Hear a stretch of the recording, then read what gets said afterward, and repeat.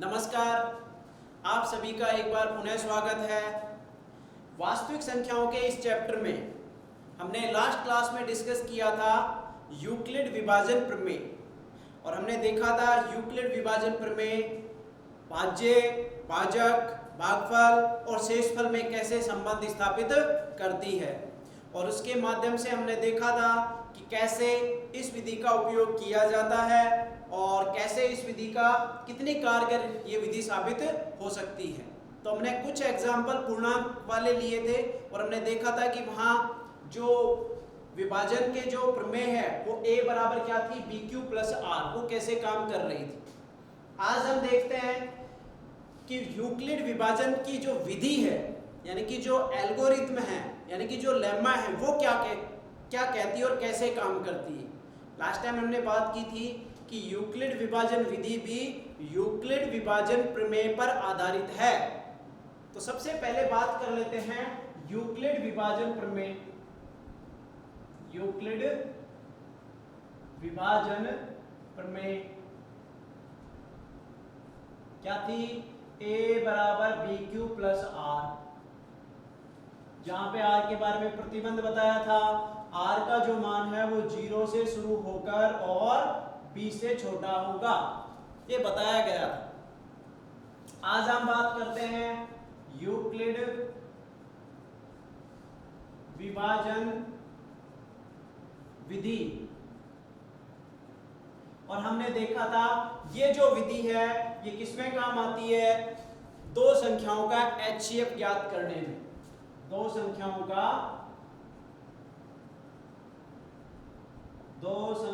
का HCF।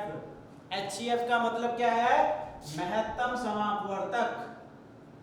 महत्तम समापवर्तक ज्ञात करने में काम आती है। ज्ञात करने में काम आती है। चलिए बात करते हैं इसमें और इसमें अंतर क्या है। अंतर सिर्फ इतना सा है, इसमें तो ये रूल दिया गया है, नियम दिया गया है और इसमें क्या करना है? हमें HCF ज्ञात करना है। तो HCF जब ज्ञात करना है तो विधि तो कौन सी लगानी है, यानी कि प्रमेय कौन सी लगानी है? यूक्लिड विभाजन प्रमेय के उपयोग से ही हमें HCF ज्ञात करना है। HCF ज्ञात करने की विधि क्या है? ज्ञात करने की विधि, और उसे हम किसके उपयोग से निकालेंगे? यूक्लिड विभाजन प्रमेय से। यानी कि a बराबर किसके है? BQ plus R। विधि क्या कहती है? ध्यान दीजिए, इस विधि में सबसे पहले प्रतिबंध की बात करते हैं कि R पर क्या प्रतिबंध होगा।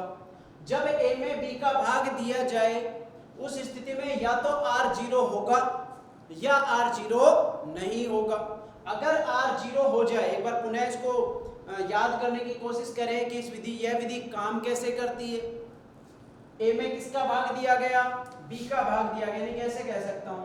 a में b का भाग देना है। इस प्रकार जब भाग दिया तो r आया शेषफल के रूप में, तो या तो r 0 होगा या r 0 नहीं होगा। अगर r 0 होता है तो जो b है वही क्या होता है? इसका HCF होता है। तो इस स्थिति में जो HCF आएगा वो कितना आ जाएगा? B आ जाएगा। यदि R का मान 0 नहीं हो उस स्थिति में क्या करते हैं कि B में किसका भाग दिया जाता है? फिर R का भाग दिया जाता है। तो जो रूल बनता है वो किस प्रकार बनेगा? B = RQ1 plus R1। अब से प्रतिबंध इस पर लगा देना है, या तो ये 0 होगा या ये 0 नहीं होगा। अगर 0 है तो इस स्थिति में जो HCF बनेगा वो क्या बन जाएगा? R। अगर 0 नहीं है तो पुनः R में किसका डिवाइड करें? R1 का, मतलब ऐसा लिखना है इस स्थिति में R = R1 × Q2 plus R2। Same प्रतिबंध इस पर लगा देना है, या तो ये 0 होगा या ये 0 नहीं होगा।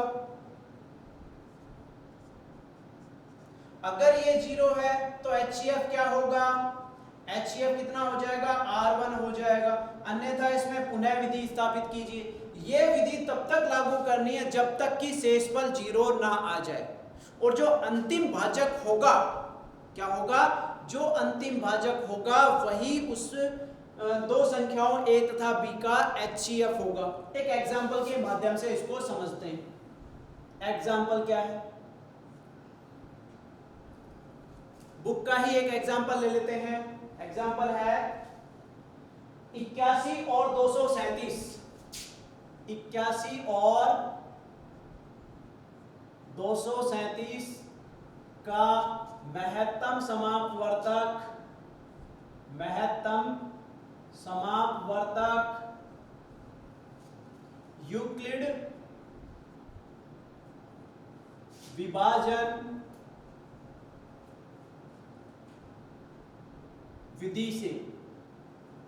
विधि से ज्ञात कीजिए।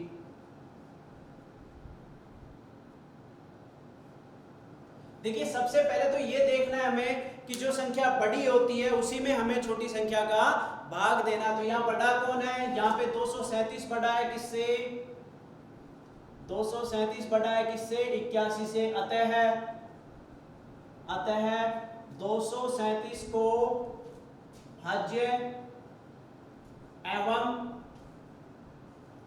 81 को भाजक लेने पर और लगा दो यहाँ पे यूक्लिड विभाजन प्रमेय से।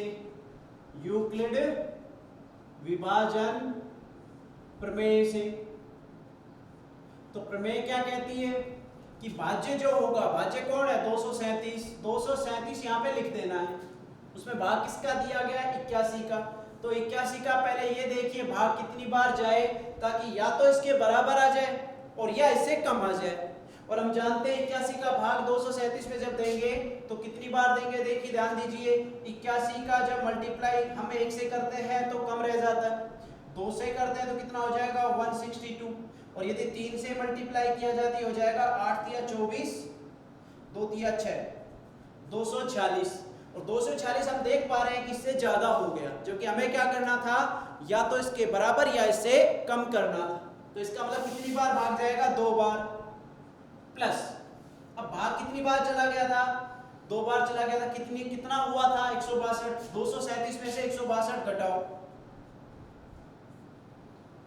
200 से कितना ज्यादा, 37 ज्यादा, 200 से कितना कम, 38 कम। तो ये हो गया कितना, 37 और 38, मतलब ये हो गया कितना, 75। तो कुल मिला के शेषफल क्या आया, 75 आया यहाँ पे।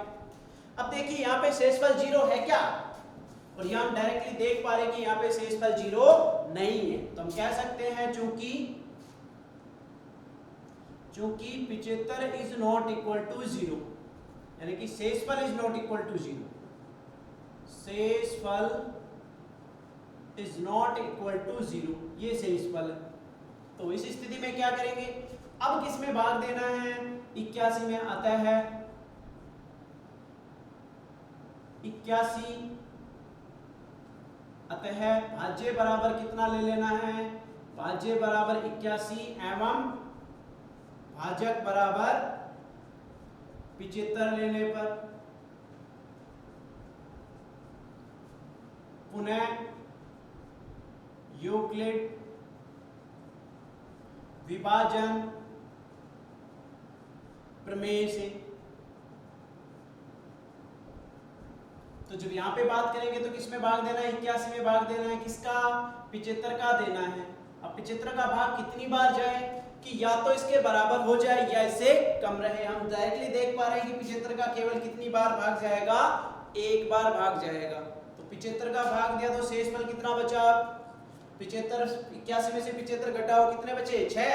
तो यहाँ पे आ गया शेषफल कितना, 6। इसका मतलब पुनः लिख देना, चूंकि शेषफल यहाँ पे लिख सकते हैं, चूंकि शेषफल इज नॉट इक्वल टू 0,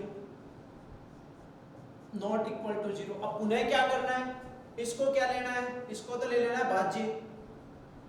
ये तो क्या हो जाएगा, भाज्य, और ये क्या हो जाएगा, भाजक। तो अब क्या करना है नेक्स्ट में, दिस इंप्लाइज 75 में किसका भाग देना है, 6 का। कितनी बार जाएगा 6 का भाग,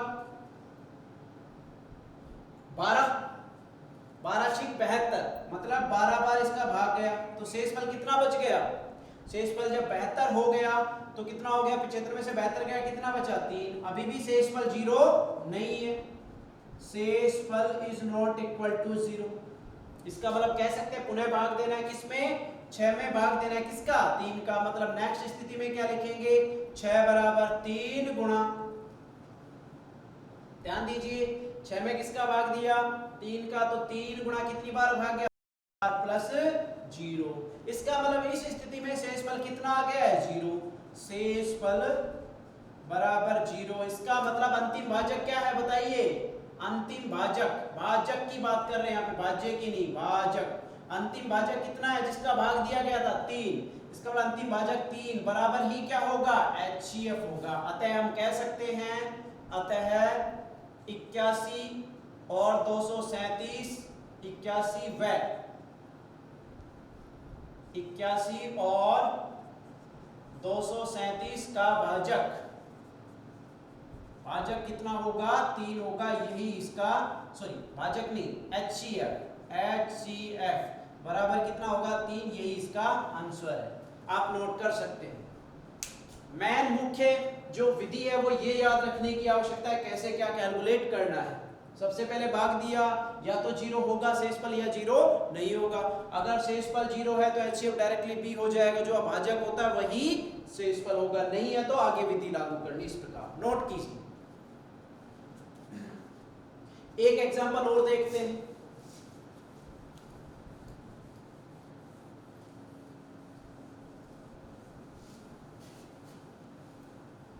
इसी विधि पर आधारित एक एग्जांपल और है। किसी परेड में 616 सदस्यों वाली एक सेना की टुकड़ी को 32 सदस्यों वाले एक आर्मी बैंड के पीछे मार्च करना है। क्वेश्चन क्या है, एग्जांपल, सेना की टुकड़ी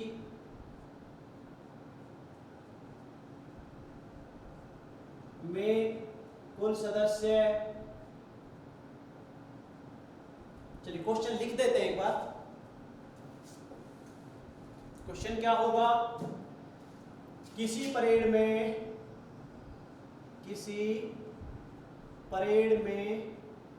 616 सदस्यों वाली सेना की टुकड़ी को 32 सदस्यों वाले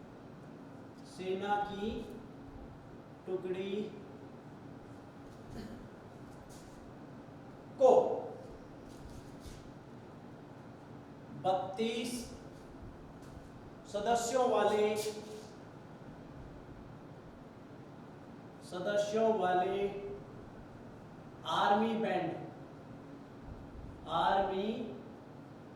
बैंड के पीछे मार्च करना है,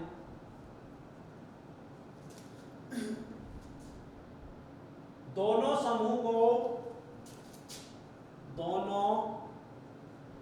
समूहों को समान संख्या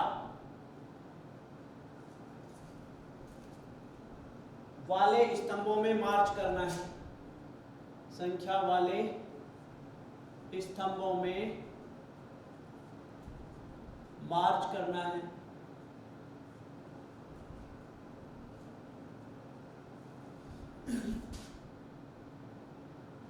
स्तंभों की अधिकतम संख्या ज्ञात कीजिए। स्तंभों की अधिकतम संख्या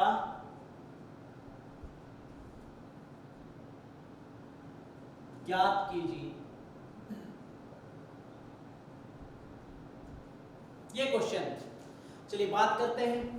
ध्यान दीजिए, यहाँ पे 616 और 32, और हमें देखना है कि इनके द्वारा कितने अधिकतम स्तंभ बने कि आर्मी बैंड के पीछे सेना की टुकड़ी मार्च करे। तो सबसे पहले ये बात करते हैं कि जब अधिकतम संख्या की बात करें तो अधिकतम संख्या से हम समझते हैं उनका क्या होगा, HCF। क्या होगा? HCF मतलब महत्तम समापवर्तक। तो महत्तम समापवर्तक ज्ञात करना, तो चूंकि हम जानते हैं 616 बटा है किससे? 32 से। इसका मतलब ये हुआ कि 616 की जब बात करें तो उससे बड़ा है कौन? 616 बड़ा है किससे? 32 से। तो इसको क्या लेना है यहाँ पे? भाज्य। ये तो क्या हो गया? भाज्य। और ये क्या हो जाएगा यहाँ पे? भाजक। कौन सी विधि के उपयोग से? यहाँ पे विधि की जब बात करेंगे तो लिखना यहाँ पे अधिकतम स्तंभों की संख्या, यहाँ लिख देते हैं अधिकतम स्तंभों की संख्या, अधिकतम स्तंभों की संख्या बराबर 616 व 32 का HCF महत्तम समापवर्तक। कौन सी विधि के उपयोग से? यूक्लिड विभाजन विधि से। सबसे पहले क्या करना है कि यहाँ पे जो भाज्य होगा उस भाज्य में भाग देना है किसका? भाज्य में भाग देना है किसका? भाजक का। तो भाज्य क्या है यहाँ पे? 616 बराबर भाजक क्या होगा? 32। अब 32 का भाग कितनी बार जाए कि देखते हैं यहाँ पे 32 का भाग देने की कोशिश करें। 32 का देते हैं 616 में तो ये भाग लगभग जाएगा। टारगेट क्या है? या तो पूरा पूरा भाग चला जाएगा या फिर उससे कम बार भाग जाएगा। तो ध्यान दीजिए 32 का भाग देंगे तो यहाँ पे 32 का भाग देके देखते हैं। 32 दूनी 64 होते हैं, लेकिन यहाँ पे कितने? 61 है, तो 32 से कम 32, यानी कि यहाँ कितनी बार भाग गया? 32 बार। क्लियर है? अब घटाया तो यहाँ पे कितना बचा? 11 में से 2 गए तो 9, यहाँ बचा 5, 5 में से 3 गए तो कितना? 2। अब लिख दिया यहाँ पे 296। तो 32 का भाग कितनी बार जाए?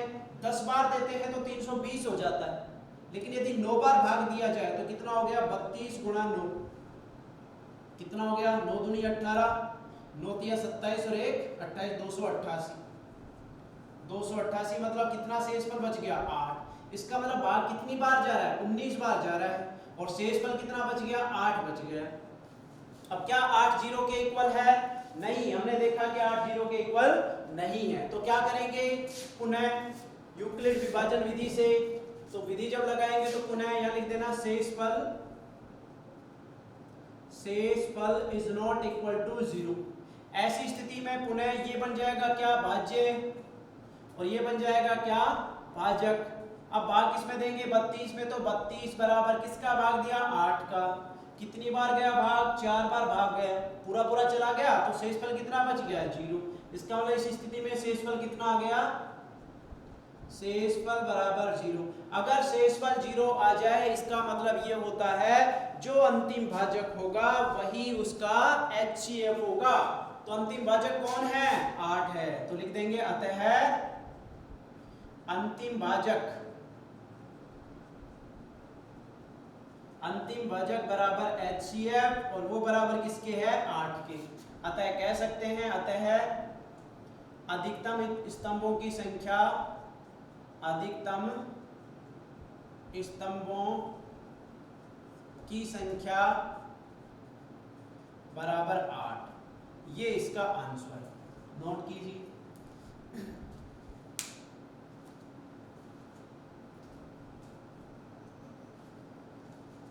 चलिए एक क्वेश्चन और देख लेते हैं इसका, ध्यान दीजिए।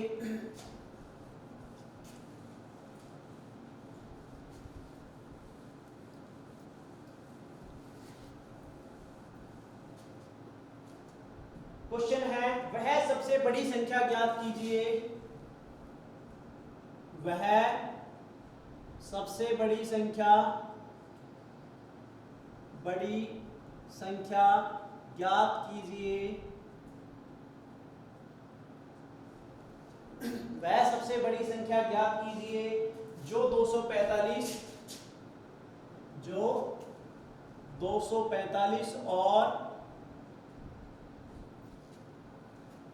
2053 को इस प्रकार विभाजित करती है,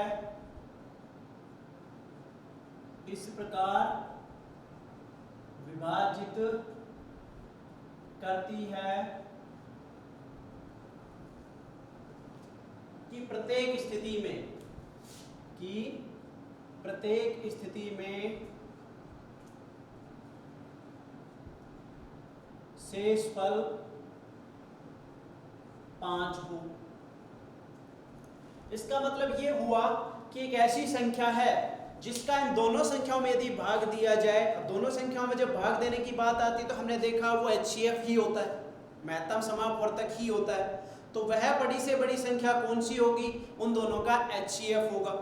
अब यदि उस संख्या का इनमें भाग दिया जाए तो शेषफल कितना बचे? 5 बचे। तो 5 बच रहा है, इसका मतलब ये है कि 5 को इन दोनों से हटा देना है। इसका मतलब ये हुआ कि 245 माइनस 5 तथा 2053 माइनस 5 दोनों उस संख्या से पूर्णतया विभाजित होंगे।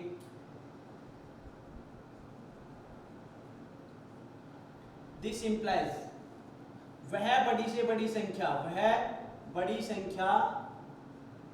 बराबर 240 एवं 2048। जब 5 घटा दिया जाएगा तो यहाँ तो कितना बचा? 40, और यहाँ कितना बच जाएगा? 2048 का HCF होगा। अब HCF ज्ञात करने की विधि क्या है? ये लिखा है यहाँ पे। दो संख्याओं का HCF जो ज्ञात करना, उसमें कौन सी विधि काम में आती है? यूक्लिड विभाजन विधि। तो लिखेंगे यहाँ पे यूक्लिड विभाजन विधि से, यूक्लिड विभाजन विधि से। यूक्लिड विभाजन विधि से क्या करना है? जो बड़ी संख्या उसको क्या मानना है? भाज्य, और जो छोटी संख्या उसको क्या मानना है? भाजक, है ना। तो यहाँ पे बड़ी संख्या क्या है?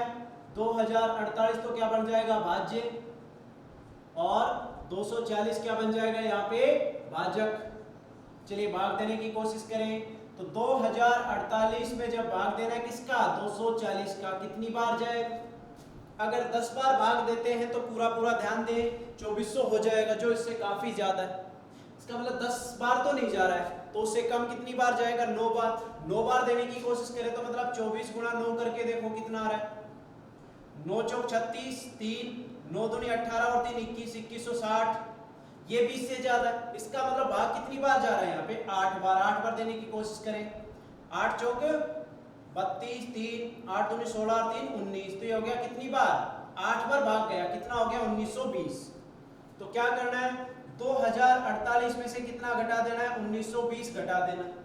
तो ध्यान दीजिए, 2000 से कितना ज्यादा? 48, और 2000 से कितना कम? 80। 80 और 48 कितना हो गया? 128। यानी कि शेषफल कितना बच रहा है? यहाँ पे 128 शेषफल बचेगा। अब हमने देखा कि शेषफल 0 के इक्वल नहीं हुआ है। यहां लिख देना शेषफल इज नॉट इक्वल टू 0। इसका मतलब इस स्थिति में क्या करना है? ये तो बन जाएगा क्या? भाज्य, और ये बन जाएगा क्या? भाजक। और इस स्थिति की बात करें तो इसका मतलब नेक्स्ट में क्या हो जाएगा? 240 में भाग किसका देना है? 128 का।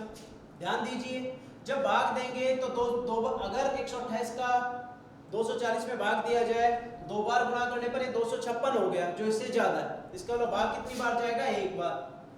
अब 240 में से 128 घटाएंगे तो कितना बचेगा? 40 में से 28 गया तो कितना? 12, और 2 में से 1 गया तो 1, मतलब 112। अब 112 क्या शेषफल 0 के इक्वल हुआ? नहीं, शेषफल इज नॉट इक्वल टू 0। मतलब पुनः ये तो क्या मान लेना है? भाज्य, और ये क्या मान लेना है? भाजक। पुनः भाग दीजिए, 128 में भाग दिया किसका? 112 का। अब 112 का भाग कितनी बार जाएगा? 1 बार, और 112 जब घटाओगे तो कितना बचेगा? 16।